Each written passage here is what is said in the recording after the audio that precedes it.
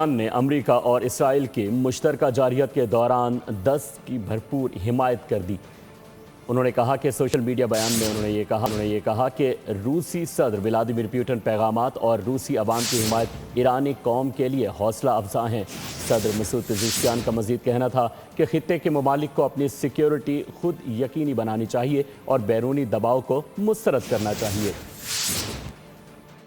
نے امریکا اور اسرائیل کی مشترکہ جارحیت کے دوران 10 کی بھرپور حمایت کر دی۔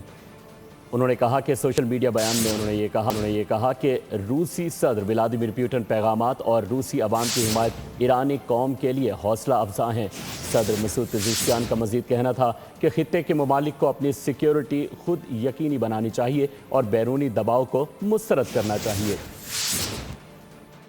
نے امریکا اور اسرائیل کی مشترکہ جارحیت کے دوران 10 کی بھرپور حمایت کر دی۔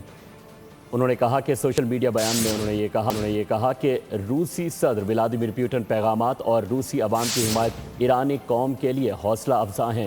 صدر مسعود پزشکیان کا مزید کہنا تھا کہ خطے کے ممالک کو اپنی سیکیورٹی خود یقینی بنانی چاہیے اور بیرونی دباؤ کو مسترد کرنا چاہیے۔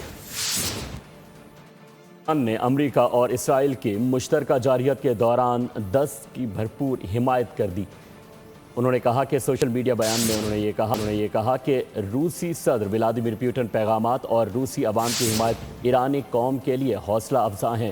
صدر مسعود پزشکیان کا مزید کہنا تھا کہ خطے کے ممالک کو اپنی سیکیورٹی خود یقینی بنانی چاہیے اور بیرونی دباؤ کو مسترد کرنا چاہیے۔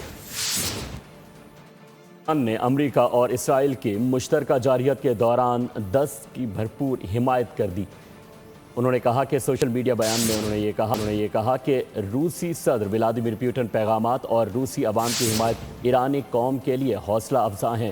صدر مسعود پزشکیان کا مزید کہنا تھا کہ خطے کے ممالک کو اپنی سیکیورٹی خود یقینی بنانی چاہیے اور بیرونی دباؤ کو مسترد کرنا چاہیے۔ سبسکرائب کریں اور بیل دبائیں تاکہ کوئی خبر رہ نہ جائے۔